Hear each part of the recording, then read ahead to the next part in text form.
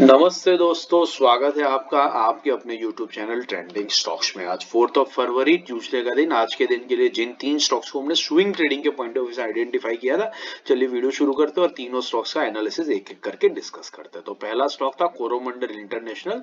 ये स्टॉक हमने इस रीजन से सिलेक्ट किया था, मूविंग एवरेजेस और वॉल्यूम लगा देता हूँ। वीकली टाइम फ्रेम पर ये चार्ट है और बेसिकली बहुत बढ़िया तरीके से ट्रेंड करने वाला स्टॉक था और रिसेंटली अपने 20 वीक एक्सपोनेंशियल मूविंग एवरेज पे सपोर्ट ले रहा था 2 हफ्ते से और एक बाउंस बैक दिखाने की कोशिश कर रहा था, इसलिए हमने इसको सिलेक्ट किया था। आज के दिन में एग्जैक्टली आपको वही वाला बाउंस बैक इस वीक में दिख रहा है। डेली टाइम फ्रेम पे देख लेते हैं क्या हमें एंट्री एग्जिट का कोई मौका मिला या नहीं मिला। तो आज के दिन की जो कैंडल है उसका जो लो है वो 1812.75 का है, 1812 का लो है। देख लेते हैं हमने बाइंग रेंज कहाँ पे रखी थी। बाइंग रेंज हमने रखी थी 1803 से लेकर के 1771 के बीच में। तो बेसिकली ये हमारी बाइंग रेंज तक आया नहीं, उसके ऊपर ही खुला और उसके ऊपर से ही ये स्टॉक निकल गया। आधा 1% हमारे बाइंग लेवल के ऊपर ही रहा स्टॉक और वहां पर आया नहीं। लेकिन आप देख सकते हैं आज के दिन में कितनी बढ़िया कैंडल बनी, ऑलमोस्ट 4.25% का मूवमेंट इस स्टॉक ने सिर्फ क्लोजिंग बेसिस पे दिया। इंट्राडे में शायद 4% का मूवमेंट दे ही दिया। वॉल्यूम्स पे नजर डाले किस तरीके के वॉल्यूम्स पे हुआ है।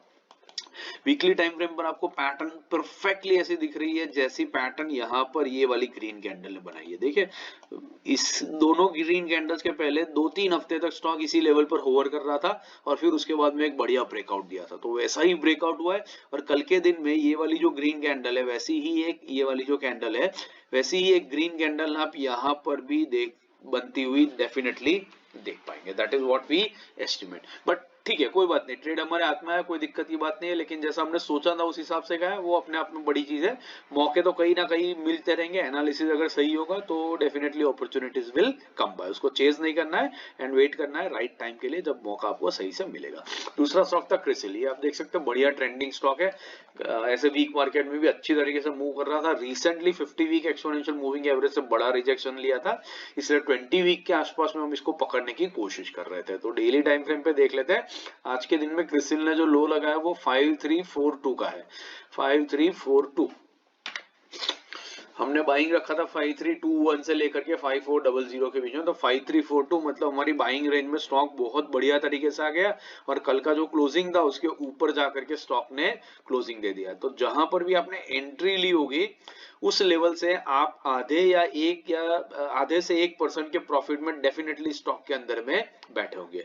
तो बहुत बढ़िया ट्रेड रहा, अच्छा खासा प्रॉफिट में भी आ गया। अब इसको ट्रेलिंग स्टॉप लॉस पे लगा दीजिए और देखिए कैसे ये स्टॉक यहाँ से ऊपर की तरफ जाता है और आपका टारगेट आने वाले टाइम में बहुत इजीली कंप्लीट करके आपको दे देता है।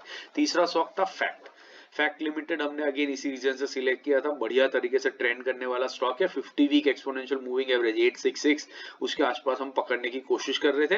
डेली टाइम फ्रेम पे देख लेते, छोटी कैंडल बनी है बट लेट्स सी। 892 का लो है, 892